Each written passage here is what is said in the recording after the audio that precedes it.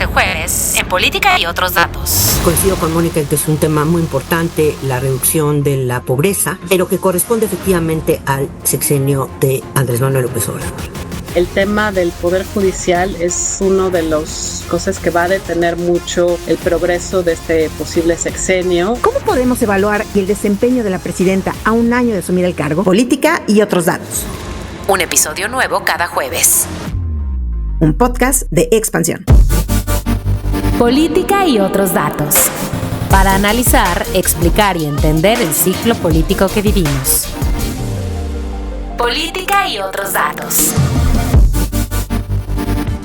El 1 de octubre del 2024, Claudia Sheinbaum recibió la banda presidencial como símbolo de la primera presidenta de México. Esta tarde, ante los integrantes del Congreso, actores políticos del país y distintos líderes internacionales, Sheinbaum enlistó el decálogo del proyecto que ahora encabeza. Entre esos 10 puntos destacó el combate a la corrupción, la igualdad sustantiva para las mujeres, la soberanía e independencia de México y una actividad política hecha con amor y no con odio. Pero a un año de aquel discurso, ¿qué se ha cumplido con esos objetivos?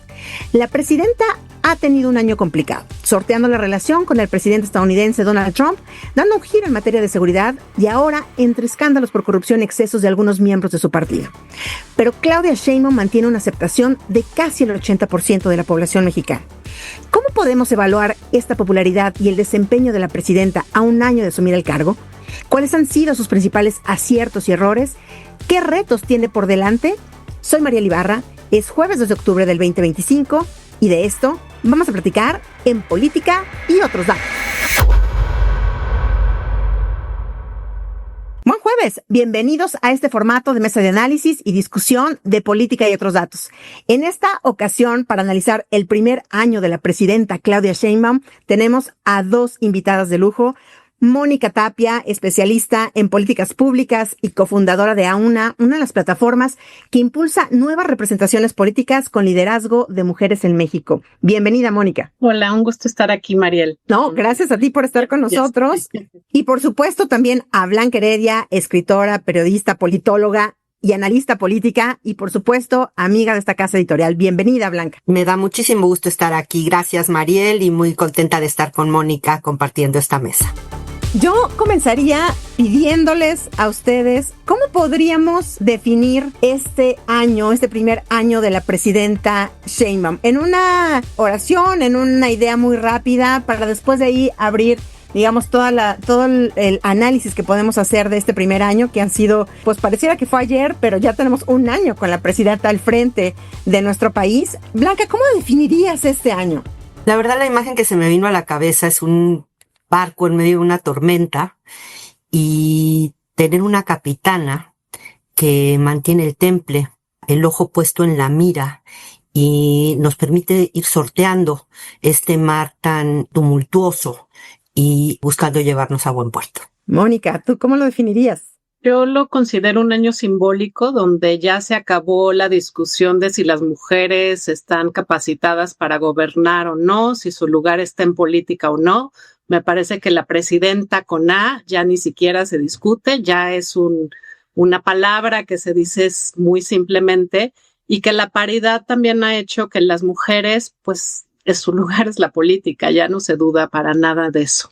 Yo comenzaría ya con el análisis más profundo pidiéndoles que nos digan cuáles serían para ustedes los tres principales aciertos que ha tenido en este primer año, un año, ya decíamos, un año difícil, ha tocado muchas cosas, incluso muchos factores externos también que hemos tenido que sortear, pero ¿cuál ha sido el principal, no sé si 3, yo por ponerles este número, pero el principal rasgo positivo? ¿Qué nos deja este primer año de la presidenta Claudia Sheinbaum? Mónica. Yo creo que su liderazgo, que definitivamente es un cambio en lo simbólico, pero también en lo discursivo. Me parece que hay menos conflicto, aún existente en la mañanera, pero menos conflicto con sociedad civil, con los periodistas. Sí, igual que Blanca, creo que hay un poco de más prudencia, por lo menos en lo público, que podemos ver.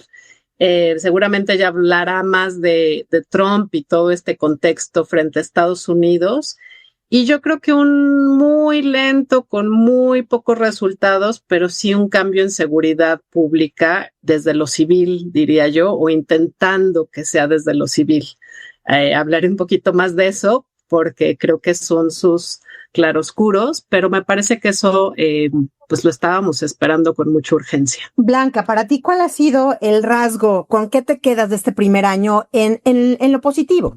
Mira, la verdad creo que ante una situación tan complicada como era tener que lidiar a un mes de haber asumido la presidencia, la llegada al poder por segunda ocasión de Donald Trump, me parece que ese es el reto más gigantesco que ha enfrentado, de los muchísimos y muy grandes que ha tenido que enfrentar. Y considero que la forma en la que ha manejado esa relación ha sido muy buena. Ustedes recordarán, a finales del año pasado, la revista The Economist, a través del Economist Intelligence Unit, hizo un ranqueo de 70 países, los principales 70 socios comerciales de los Estados Unidos, en términos de qué tanto iban a estar amenazados y a experimentar riesgos importantes frente a la llegada de Donald Trump por segunda ocasión a la presidencia de los Estados Unidos. Y en primer lugar de esos 70 países estaba México. O sea, de que las aguas estaban turbulentas, no nada más según aquí alguno que otro analista, sino digamos en un análisis global de las cosas. Esta publicación consideraba que México estaba en el lugar número 1 en términos de los riesgos que enfrentaba. Y Claudia Sheinbaum ha mantenido una posición, una actitud, un manejo en el que yo subrayaría la prudencia, la serenidad, la frialdad, el no engancharse con las múltiples ocasiones que le ha dado Donald Trump para engancharse, defendiendo sus puntos, cediendo donde tiene que ceder y no le queda de otra, y manteniendo en lo fundamental esa relación que es tan fundamental para la economía mexicana y para México en su conjunto. Sería el primer elemento que yo veo como un acierto, un rasgo positivo de su primer año de gestión. En segundo lugar, me parece que hay coincidiendo, digamos, en lo que ya dijo Mónica sobre seguridad, pero quiero referirme a otro tema. Si hay un estilo muy distinto al de Andrés Manuel López Obrador, su predecesor en la presidencia. Y tiene que ver con que Claudia Sheinbaum no abre nuevas áreas de conflicto. Ya tiene suficientes áreas de conflicto y me parece que las ha manejado con mucho tacto, con mucho tino, sin estridencias, y esto le ha ido llevando a poder irse consolidando como pues la persona que pues tiene, digamos, el máximo cargo y la autoridad para ejercerlo. En tercer lugar, me parece realmente un gran acierto y otro rasgo muy positivo de su gestión, el que haya tomado la decisión de enfrentar los escándalos y los problemas que han surgido en los medios de comunicación en relación concretamente al exsecretario de Gobernación, Adán Augusto López, actual líder del Senado de la República, y por otro lado, el huachicol fiscal, la importación y exportación ilegal de hidrocarburos, que han destapado problemas de corrupción, de vinculación con el crimen organizado por parte de personas pues muy centralmente involucradas en el partido gobernante, y que Claudia Sheinbaum pues ha manifestado una y otra vez que tienen que aclararse por primera vez desde que se inició la guerra contra el narcotráfico en México con Felipe Calderón Hinojosa. Un gobierno de la República procede en acciones contra una de las Fuerzas Armadas, la Marina. Me parece que habla de una gran valentía y haciéndolo de nuevo con tacto, sin estridencias. Decías, Blanca, evidentemente el tema de Donald Trump nos cruza en todo el año porque, pues claro, al mes de que llega la presidenta Claudia Sheinbaum, llega Donald Trump a su segundo mandato y llega recargado. Ya traíamos, digamos que ya en la campaña nos dejaba ver cuál iba a ser su estilo. Yo recuerdo que muchas veces nos decían, bueno, ya sabemos más o menos cómo va a estar. Hay mucha gente al frente, está Marcelo Ebrard, como secretario de Relaciones Exteriores lo tuvo, ¿no? Ahora como secretario de Economía, se enfrentó a él, hay otros personajes, está el embajador. Sin embargo, creo que nos hemos enfrentado, si bien ya augurábamos que se iba a poner difícil la situación con Donald Trump en cuanto a sus exigencias, en cuanto a su liderazgo y forma de hacer las cosas, me parece que de pronto sí fue una tormenta que sacudió o que ha sacudido bastante las reacciones o la forma en que tenemos que lidiar con ello. Y tengo aquí lo que tú decías de la cabeza fría, este liderazgo que ella misma ha llamado esto de tener la cabeza fría, la presidenta, pero estamos hablando en varios niveles. Tenemos el tema de seguridad. Recordemos nada más aquí que un mes después de la llegada de Donald Trump, pues da, digamos que este primer, o el segundo, porque el primero a lo mejor es el tema arancelario, ¿no? Que es el tema económico. El segundo fue el tema de seguridad, con el poner ya, elevar el tema de los cárteles, estos 6 cárteles mexicanos, a un nivel de terroristas globales. Y pues después ahorita estamos frente a un TEMEC, ¿no? A una negociación del tratado comercial que tenemos con México, con Estados Unidos y Canadá. ¿En qué momento ha tenido, Mónica, espacio la presidenta para también asomarse a los problemas, grandes problemas que tenemos en México? Claro, la seguridad está ahí. Y tú ya decías algo en tu primera intervención de que ya se ve diferencia. ¿Se podría decir que ya de verdad es una estrategia totalmente diferente? Ya se alejó de la no estrategia de abrazos, no balazos de Andrés Manuel López Obrador. Digo no estrategia porque en realidad fue una frase, no era sí una estrategia, pero de este escenario que teníamos con el expresidente, ¿cómo lo ves? ¿Qué diferencias existen ahí? Y si es lo principal que en donde podemos decir ya hay una diferencia, un estilo distinto. Pues hay inercias muy fuertes y creo que una de las preocupaciones más grandes que tengo es que la militarización de la seguridad y de otras áreas, las aduanas, siguen militarizados e incluso con un aumento de presupuesto hacia los militares. El tema también de la vigilancia digital y del posible espionaje político, donde esto era ilegal, ahora con las reformas al paquete tecnológico ya no es ilegal y entonces eso pues deja una preocupación muy grande. Pareciera, por eso digo que es como de contrastes, ¿no? Que de pronto se quiere hacer una estrategia más de prevención, trabajo de profesionalización con policías locales y después regresamos a la militarización. Entonces yo creo que esta estrategia por eso está como a medias y también pues no con grandes resultados rápidos. Obviamente es difícil, ya lo dijimos, no, la situación de seguridad no es un momento fácil, pero el hecho de que no se tome posición de poner límites a la militarización, sino que se profundice, es un tema muy fuerte que pues sí podemos decir que es una de las primeras decepciones de Claudia, ¿no? Sí, yo creo que esperábamos algo diferente, sobre todo pues tratando de tener un secretario de seguridad, un secretariado ejecutivo, o sea, otras medidas, pero que se ve que pues ha tenido que negociar con los militares y ha tenido que ceder bastante. Un secretario de seguridad que no sé si sea el primer secretario de seguridad que no tiene cuerpo policíaco, que no tiene, o sea, que su oficina es un poco más de cascarón, más de inteligencia, más de estrategia, pues, pero realmente los efectivos están del lado militar. Ya la Guardia Nacional, pues, en este sexenio, pues se puso ya del lado de las Fuerzas Armadas. ¿Y cómo leemos eso? Mónica dice, es la primera falla que tiene Claudia Sheinbaum aquí ante los ciudadanos, ante las personas que habían dicho no a la militarización. ¿Qué piensas tú del tema de seguridad? Dicho lo anterior también, han bajado, o a eso nos han dicho los números, que sí han bajado los números de incidencia delictiva. No así en extorsión, pero la mayor parte de los indicadores están.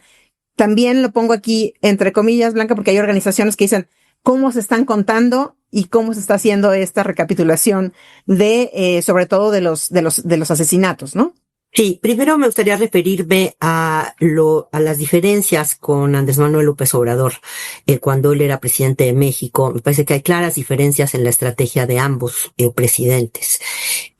Hay una parte de las líneas generales de la estrategia de seguridad de Claudia Sheinbaum, que más allá de lo discursivo y de lo que sí puede haber de continuidad, sobre todo en trabajo de prevención, y efectivamente en el papel protagónico de las Fuerzas Armadas, sí hay claras diferencias, que por otro lado expresan continuidad con lo que hizo Claudia en la Ciudad de México, Claudia Sheinbaum. Básicamente tener un secretario de seguridad fuerte, que no fue el caso de Andrés Manuel López Obrador. Te puede gustar o no, pero básicamente como yo lo veo es con Andrés Manuel López Obrador, él llevaba el tema de seguridad y ya las grandes líneas, y luego ya la instrumentación más operativa la llevaban las Fuerzas Armadas.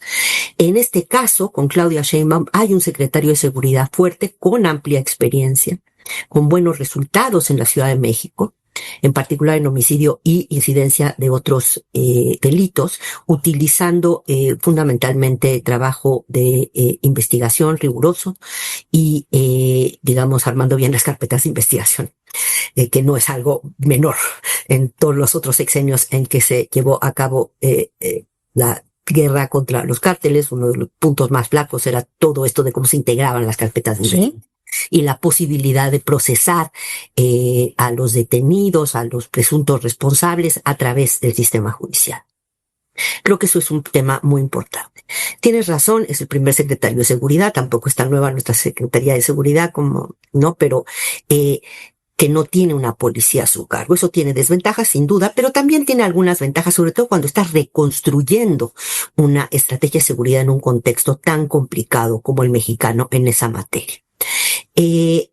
Creo que además de los datos que tú ya mencionas sobre la baja en incidencia delictiva, pero también desde luego subrayando lo que ya mencionó Mónica, de que si bien han bajado muchos de los delitos, robo, sobre todo homicidios, homicidio doloso, pues ha crecido de manera exponencial la extorsión y ha crecido también el delito más terrorífico al que podemos enfrentarnos, que es el de la desaparición, desde mi punto de vista. Hay alguna evidencia, algunos indicios de que justamente el combate en los delitos, llamémosle más tradicionales, ha llevado al crimen a ampliar su portafolio y a enfocarse también o más en estas otras conductas criminales. Creo que esto marca ya una gran diferencia con respecto al sexenio pasado y marca también desde mi punto de vista, y ahí cierro, con que desde mi punto de vista, el nivel de prioridad asignado a que México viva en paz es distinto. Menor en el caso del sexenio del presidente López Obrador, mayor en el caso de la presidenta Claudia Sheinbaum. Sí, me parece que ha sido una de las grandes prioridades que ha tenido la presidenta y se ve en la prioridad, no así, Blanca, en desgraciadamente no así en el presupuesto, porque ha sido una de las secretarías o los rubros en los que ha bajado, pero también aquí me lleva a preguntarles, ¿qué tanto el tema de la seguridad? Claro que ya venía como una de las prioridades. Me parece que la presidenta desde un principio sabía que no podía pasar un sexenio más con la política que estábamos llevando o la no política que teníamos. Pero ¿qué tanto ha sido también empujado por la presión de Estados Unidos, por la presión de Donald Trump, sobre todo esto que comentábamos de ya meter a estos 6 cárteles de la droga como terroristas globales, internacionales, y lo que implica para el sistema político mexicano, para el sistema bancario mexicano, financiero, pues porque además no solamente es el nombramiento, son todo lo que conlleva este tipo de nombramientos. ¿Qué tanto puede ser la presión de Estados Unidos, que, como recordamos, fue una también de las promesas de campaña por parte del presidente Donald Trump en el tema de fentanilo, de acabar con quien llevaba fentanilo a su país, pero también pues el tema de la corrupción y de los cárteles de la droga, ¿no? Mónica, ¿cómo has visto tú esta presión en caso de Estados Unidos y qué tanto ha influido para que la presidenta diga, tenemos que entrarle ya de una vez por todas pues a este tema? Sí, yo creo que definitivamente ha sido un factor de presión, incluso en este tema de los expedientes de casos. Pues yo creo que hay varios casos donde hubo extradición y que no tuvieron el proceso judicial y legal requerido, ¿no? Yo creo que ese es uno de esas señales donde la presión política vale más que el proceso ahora sí que de debida diligencia legal. Yo creo que también el tema, como dice Blanca, de pues la extorsión, la desaparición, como que deja un sentido de que se están trabajando en ciertos delitos, pero a profundidad, y como el proceso justo de las policías locales y las capacidades locales de vigilancia, así como de las fiscalías que funcionen, no se está atacando de raíz. Y en ese sentido, pues la extorsión es un caso muy grave que además afecta al crecimiento económico, que habría que decir, pues que es prácticamente nulo de este año, ¿no? O sea, entendemos que hay muchas presiones de la negociación de libre comercio, de las tarifas, etcétera, y que hay un motor muy importante de exportación, pero yo creo que también esta desconfianza de invertir, de abrir un pequeño changarro, ahora sí que a lo que se llegaba a decir otras veces, de dar incentivos a que un pequeño restaurante, una fonda, y que sufran mucho de estas pequeñas empresas con el tema de la extorsión, pues deja ver que todavía esta estrategia no está llegando hasta donde debe de llegar, y que tiene repercusiones grandes en crecimiento, en empleo. Y perdón, algo que se nos olvidó decir y que sí lo quiero traer como punto positivo es la baja de la pobreza. Yo creo que datos del INEGI, a pesar de que desapareció Coneval, INEGI llevó la misma metodología de medición de la pobreza y eso me parece muy positivo, pero lo que sale a la luz también es que los programas sociales que se han hecho desde el gobierno de López Obrador y que han tenido continuidad y cierta profundidad con el gobierno de Claudia Sheinbaum, no son del todo redistributivos. Entonces yo creo que se puede valorar estas complejidades también en el mediano plazo. ¿Qué va a pasar con un país con mucha incertidumbre internacional, con un motor de crecimiento exportador muy limitado? Sí, con baja la pobreza, pero con cada vez menos empleo y cada vez menos redistribución desde el Estado. O sea, el tema de la focalización de los programas sociales es un tema muy importante, además de pues la presión que ya existe sobre el presupuesto de las pensiones. Entonces, el tema, digo, habría que decirlo ya, que es la reforma fiscal que se ha estado posponiendo, pues ese es el que no está debatiéndose, pareciera casi que no se quiere discutir, a pesar de que muy rápidamente va a tener repercusiones, o ya las está teniendo, sobre el presupuesto público, sobre el crecimiento económico. Me quedo con este tema económico que nos plantea Mónica en la mesa blanca para preguntarte justo de esto. Estos datos excelentes que nos dio el INEGI, aunque habría que hacer la acotación que en realidad pues está midiendo pues hasta el 2024, que todavía tendría que ser como palomita de lo que hizo el presidente Andrés Manuel López Obrador. Vamos a ver todavía cómo sale los primeros años del gobierno de la presidenta. Sin embargo, son datos buenos, con claroscuros, en el sentido de que también nos reflejaron que mucha gente sigue, casi el doble de personas están sin acceso a la salud. Me parece que una de las carencias o una de las faltas que podemos tener, y te lo pregunto a ti, es todo el tema de salud, todo el tema de medicamentos, en donde no se ha podido como estabilizar el tema con presiones presupuestarias, como dice Mónica, cada vez más fuertes, un crecimiento económico pírrico realmente en el país. Y bueno, también decirlo, pues con inversiones extranjeras que siguen llegando, pues a nuestro país, por otro lado, ¿no? Afortunadamente, Blanca. Sí, mira, coincido contigo en que, bueno, primero coincido con Mónica en que es un tema muy importante, la reducción de la pobreza, una caída muy significativa, y también de la desigualdad. 13 millones. Efectivamente, histórica, pero que corresponde efectivamente al sexenio de Andrés Manuel López Obrador. Con todo, esos buenos números, y así nos lo indica el que se hayan publicitado de manera muy amplia, por parte de este gobierno, encabezado por Claudia Sheinbaum, pues desde luego benefician a la gestión de la presidenta por varias razones. En primer lugar, porque pues ella le ha dado continuidad y de hecho ha ampliado muchos de estos programas.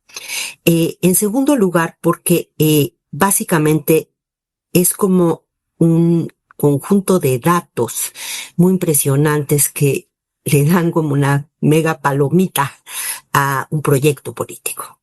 A un proyecto político centrado en aquella famosísima frase del expresidente Andrés Manuel López Obrador: por el bien de todos, primero los pobres. Se vuelve, digamos, el resultado más importante, más trascendente de una gestión que tenía ese como su objetivo central. No crecimiento, no acabar con los cárteles de la droga, no acabar con la inseguridad, no, era ese su objetivo central.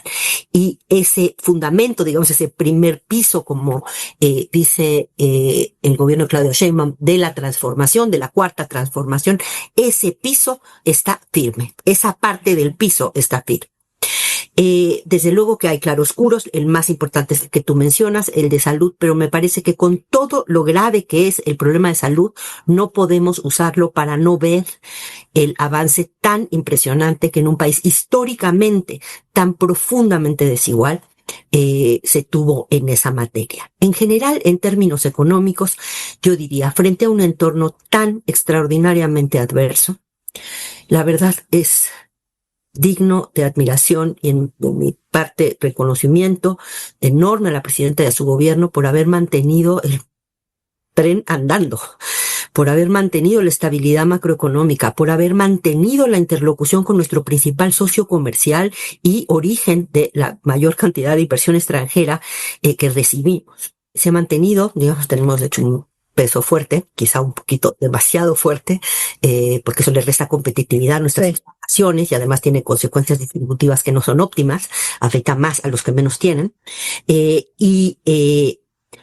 Creo que en términos generales, desde luego que no tenemos los resultados en materia económica que serían deseables. Por cierto, desde hace muchos años sería deseable que la economía mexicana creciera mucho más y de manera un poco menos injusta o mejor distribuida, pero sí tenemos a un gobierno, el de Claudia Sheinbaum, que ha puesto en práctica y anunció desde enero de este año un plan de acción que tiene algunos componentes que sí marcan una diferencia, desde luego en relación a los años anteriores a la llegada Morena al poder, pero incluso con respecto a Andrés Manuel López Obrador. Un programa económico mucho más armado, centrado en recuperación de la demanda interna, apoyo a la capacidad de producción interna, con ya abierta mención de sustitución de importaciones, creación de polos de desarrollo, una estrategia mucho más pensada, más estructurada.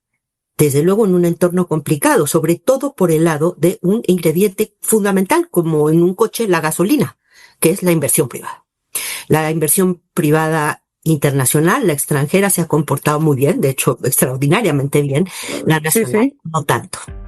Polos de desarrollo, evidentemente que los ha puesto sobre la mesa la presidenta, en donde se necesita agua, energía, seguridad y Estado de Derecho. Mónica, Blanca, ¿cómo estamos en esa materia en el país?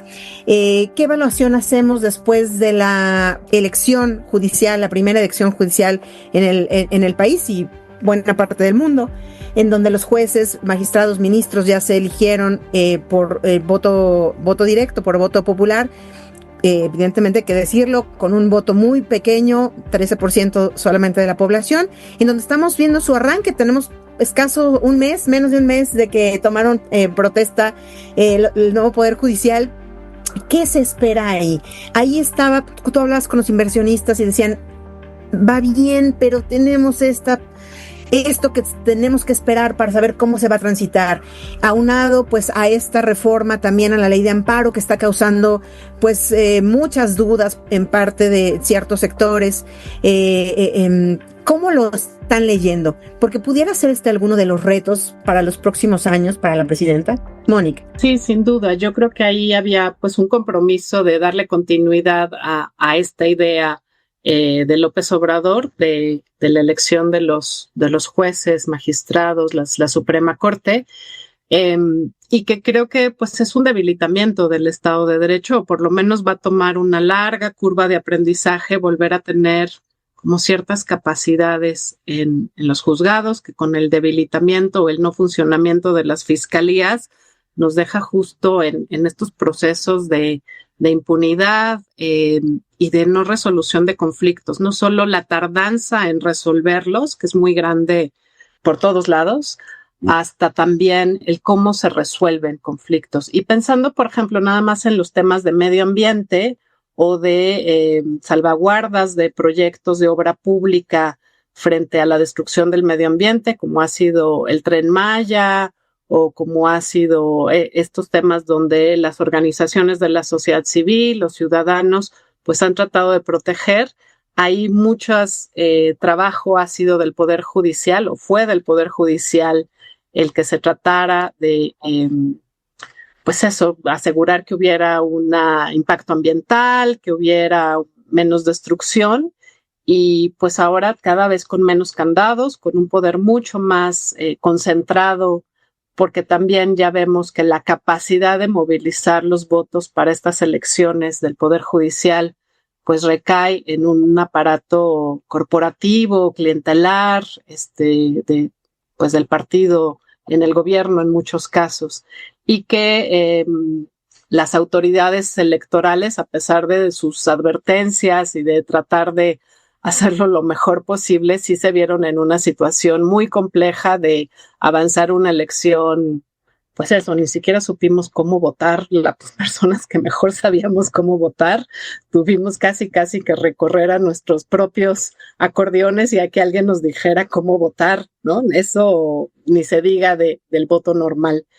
Entonces yo sí siento que además junto con la reforma fiscal, el tema del Poder Judicial es uno de los cosas que va a detener mucho el progreso de este posible sexenio y que también le mete mucha incertidumbre a la inversión privada, la nacional. La internacional, pues puede ser que pueda hacer controversias internacionales, puede ser que pueda ir con altísimos costos a lograr soluciones en otros lugares de conflictos, o tal vez están como en algún momento se vio, pues invirtiendo por adelantado antes de que vuelvan a cerrar y dar mayor incertidumbre frente al Tratado del Libre Comercio renegociado, etcétera.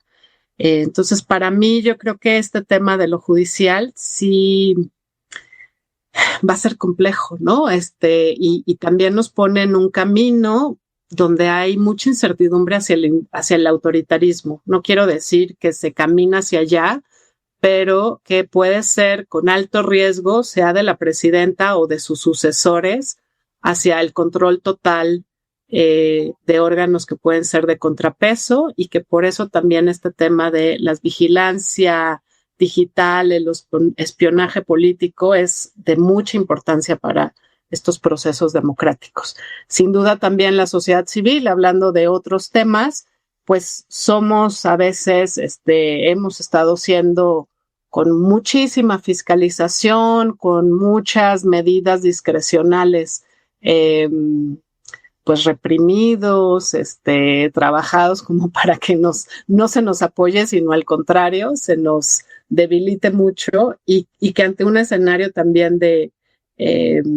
financiamiento internacional complejo es otro de estos contrapesos que se va debilitando junto con el de los medios de comunicación. Entonces esos son escenarios donde pues sí nos dejan ver un posible rumbo con menos contrapesos sociales, mediáticos, de capacidad técnica, y un posible pues más autoritarismo en ese camino.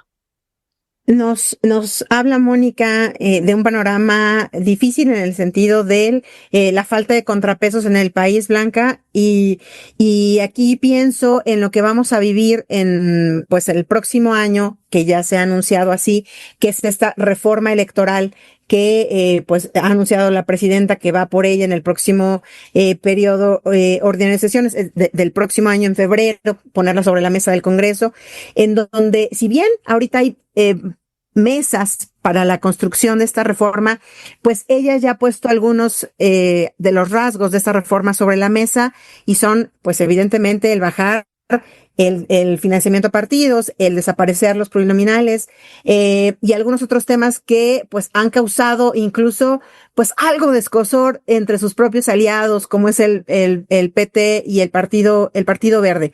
Yo aquí lo que quiero preguntarte es, ante este escenario, ante este anuncio que ha hecho la presidenta y teniendo este capital político que todavía, que tiene, estamos hablando que tienen niveles de aceptación de por arriba del 75-80%, ¿qué pudiera esperar para hacer esta reforma? Digamos, ¿en qué escenario podría ser?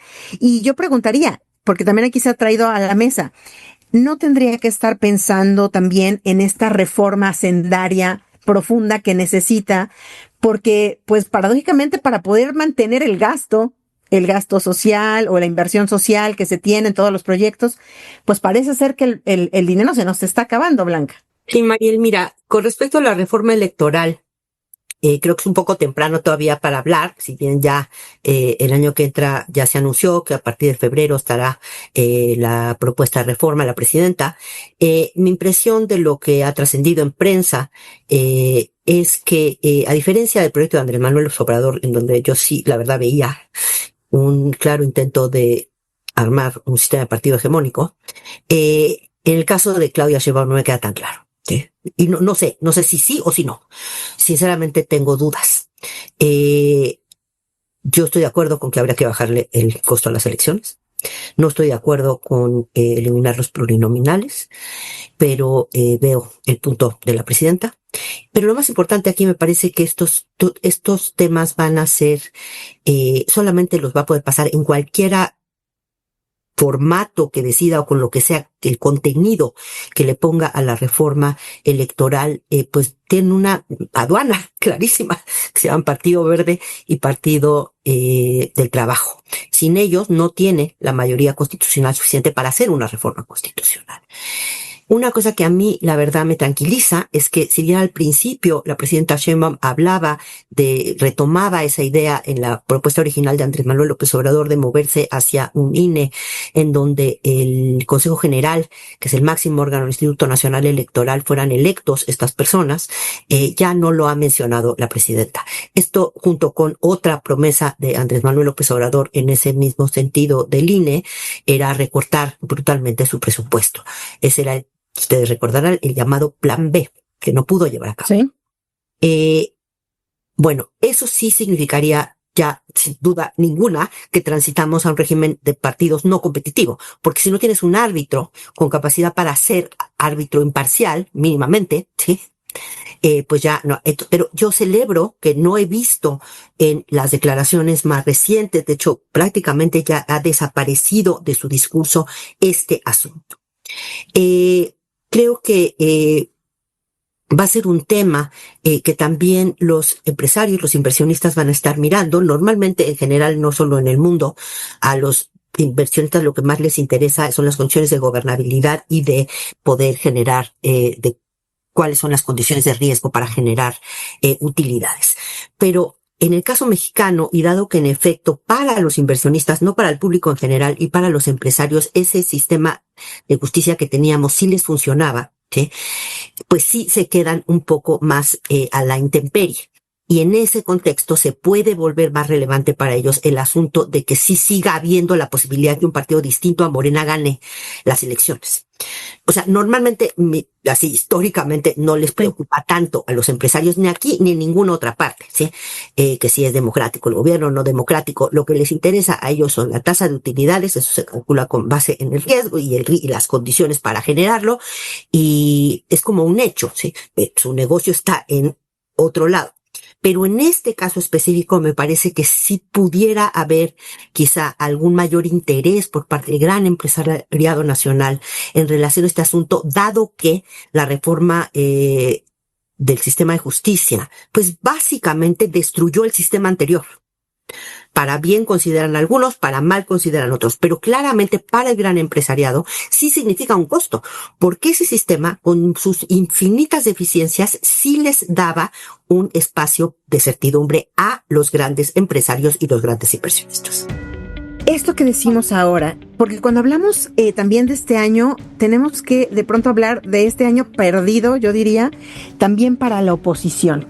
Cuando hablábamos de oposición, decíamos, la oposición en realidad está en el interior del partido. La posición de la presidenta no está a las afueras, sino al interior del partido. Y de eso quiero hablar, porque abríamos este episodio diciendo que Claudia Sheinbaum llega este primer año pues en medio también de escándalos, de polémicas por parte del huachicol fiscal, este tema que cruza a su gobierno, que está tocando algunos personajes muy importantes, tanto del sexenio de Andrés Manuel López Obrador como el exsecretario de Gobernación, Adán Augusto López, hoy líder de los senadores de Morena, pero antes gobernador de Tabasco, donde se ha pues es el estado protagonista de esta trama de la barredora, en donde, pues bueno, ya vemos que el presunto líder era el secretario de Seguridad Pública, justamente de Adán Augusto López.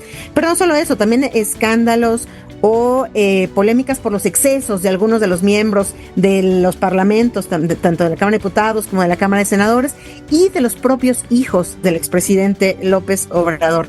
Mónica, Blanca, ¿se puede hablar ya con esto, que es la oportunidad de que tenga la presidenta de romper, no hablo de un rompimiento enorme, sino de empezar a zafarse de, digamos que de la herencia de funcionarios, de cuadros que le dejó Andrés Manuel López Obrador?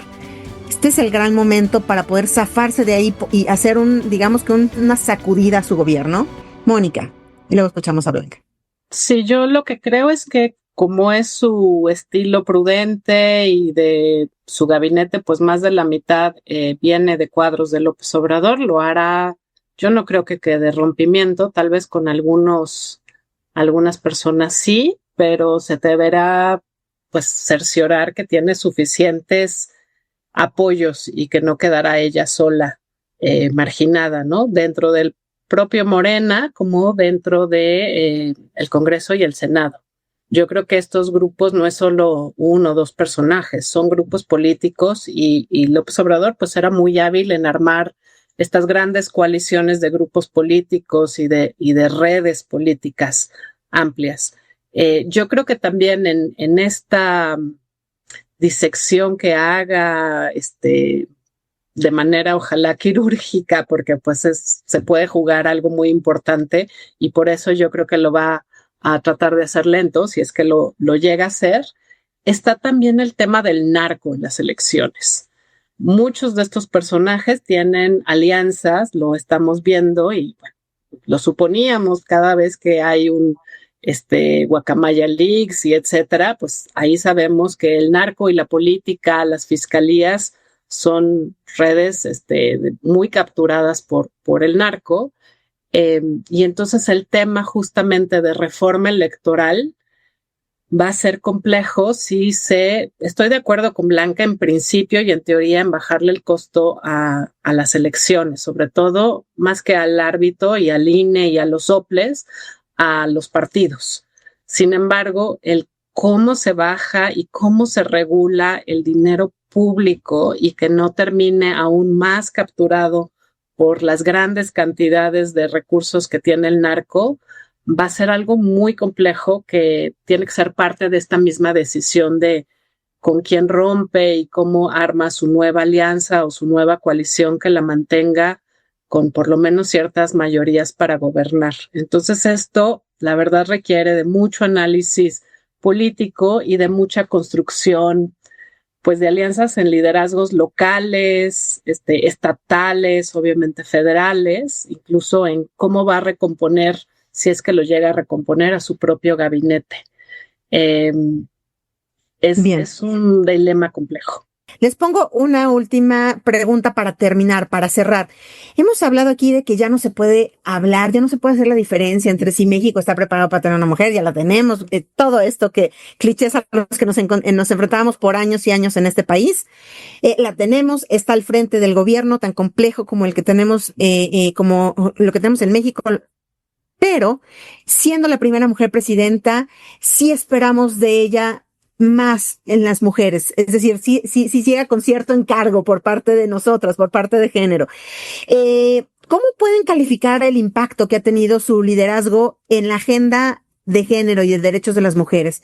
Y para terminar, que nos digan cuál sería el principal reto o cuál sería la principal falta, digamos, que tienen este primer año de gobierno. Bien, a ver, una primera cosa que a mí la verdad me gusta mucho, me conmueve y me ha tocado ver anecdóticamente, ¿no? Es como pues ya cualquier niña y cualquier joven en México, mujer joven en México, pues piensa como algo que está dentro del horizonte de lo posible ser presidenta de México. En un país se dice fácil, ¿no? En un país como México. Se han ampliado los programas para mujeres, se redujo la edad para poder acceder a la pensión del bienestar, estaba en 65, ahora ya va a cubrir de 60 a 65, y un conjunto de otras acciones que también me parecen importantes. Tengo que decir que quizás sí menos importantes que otras en una agenda en donde vemos, digamos, menos resultados, menos cosas así muy vistosas en un contexto que sí ha estado dominado por otras prioridades. En primerísimo término, o empatadas, digamos, en prioridad, yo diría tres cosas. El manejo de la relación con los Estados Unidos, a cargo de Donald Trump, los Estados Unidos, la parte que tiene que ver con la seguridad y todas las vinculaciones entre ambos temas, y finalmente pues la complejidad de hacerse del mando al interior de Morena. Creo que el gran reto que tiene hacia adelante desde mi punto de vista la presidenta Claudia Sheinbaum son dos. Es consolidar lo que y que se muestre y que la gente lo perciba así, los resultados que ya ha mostrado en el cambio de su estrategia de seguridad, que se traduzca en que la gente pueda vivir más tranquila, pueda, como bien decía Mónica hace rato, montar su negocio sin pensar que está poniendo, digamos, en riesgo su vida por ello, ¿sí? Que cesen las desapariciones. En fin, que podamos ver pasos más firmes en materia de seguridad. Y el segundo gran tema muy importante es que sí pueda haber mayor crecimiento económico y que este se distribuya mejor. Sí, yo creo que sí hay una deuda, digo, entendemos que es un primer año, es un contexto muy difícil y siempre a las mujeres pues nos cuesta trabajo pensar en cuál va a ser la agenda ante tantos retos de aprendizaje. Entonces yo sí le doy, digamos, el beneficio de la duda, pero para mí el tener mujeres en el poder tiene que ver con tener agendas de género. ¿Cuál me parecería que debería de ser la primera agenda de género? El sistema de cuidados, que fue una promesa de campaña de Claudia y de Clara Brugada en la Ciudad de México y llevamos un año sin siquiera discutirlo. Eso me preocupa mucho. Me parece que parte del sistema de cuidados va a tener que pasar por una reforma fiscal y por eso insisto mucho en una reforma fiscal que también reforme la seguridad social, que reforme la salud para que podamos tener una salud universal y que todos esos temas pues ni siquiera están ni en la agenda ni en las preocupaciones de ningún secretario, secretaria. La propia Secretaría de las Mujeres, aunque tiene un nivel mayor, tiene un menor presupuesto que el propio en mujeres, entonces pues ahí también en el presupuesto se ven las prioridades. Y aunque está empezándose a reinstalar el sistema de prevención, atención, erradicación de las violencias, me parece que vamos muy lento para un país con un movimiento feminista que construyó esta demanda, que hizo posible también que Claudia llegara al poder y que incluso el lema de llegamos todas deja estas deudas ahí muy visibles.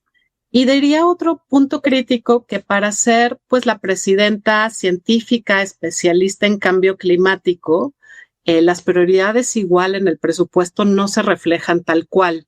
Semarnat, de por sí, las áreas naturales protegidas, todo el tema de medio ambiente, que tenía un presupuesto ínfimo, cada vez tiene más reducciones y en cambio se está usando recurso público, impuestos, nuestros impuestos para el rescate de Pemex. Pemex ya no nos da, o sea, ya nos está quitando. Ya le damos. Y la verdad, pues es esto, ¿no? Estos son combustibles fósiles, es lo que ella debería de estar muy claramente disminuyendo y aumentando el tema de Semarnat, y pues eso no ha sucedido. Entonces ahí creo que también estos 2 puntos de su agenda de promesas de campaña no se están reflejando. Y que creo que, pues eso puede ser como una especie de greenwashing, le dicen en el tema ambiental, de que es de discurso, pero en la realidad no se refleja. Entonces, pues una presidenta que finalmente no es feminista, o sea, que es nada más presidenta y que le importa la seguridad, el crecimiento económico y los conflictos y el control político, no es una presidenta feminista. Entonces, pues eso también, digo, está en duda, o eso es lo que tendríamos que empezar a ver cambios para decir que sí, las mujeres elegimos a una mujer que representa nuestras demandas y nuestras exigencias.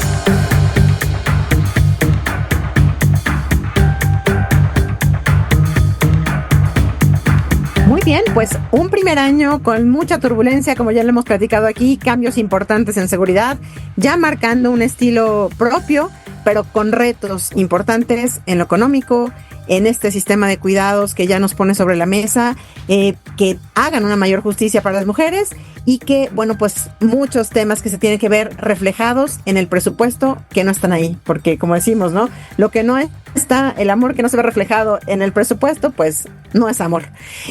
Pues muchísimas gracias, Blanca Heredia y Mónica Tapia, por el contexto de verdad y el análisis para ayudarnos pues a entender todo lo que hay detrás del primer año de la presidenta Claudia Sheinbaum. Amigos, ¿ustedes qué piensan? ¿Podrá la presidenta mantener este nivel de aceptación y revertir los problemas que enfrentamos como país? ¿Creen que ya es tiempo de marcar una mayor distancia con su antecesor? Déjenos su opinión en la plataforma en la que nos escuchan y si les gustó este episodio, compártanlo y activan las notificaciones. Gracias, de verdad, Blanca Heredia y Mónica Tapia. Gracias a ti, Mariel. Mucho gusto. Muchas gracias, Mariel. Mucho gusto, Blanca. Igual, gracias. Gracias también a Francisco Juárez por la asistencia en el desarrollo de este episodio, a María Roqueñí por la coordinación de invitados y gracias también a Leo Luna por la producción y diseño sonoro de este episodio. Mónica Alfaro es la editora de Broadcasting y la idea original está a mi cargo. Nos escuchamos la próxima semana con más política, más explicaciones y también con otros datos. Bye, bye. Toda la información, detalles y seguimiento de los personajes políticos de México y el mundo en política.expansión.mx. Política y otros datos es un podcast de Expansión.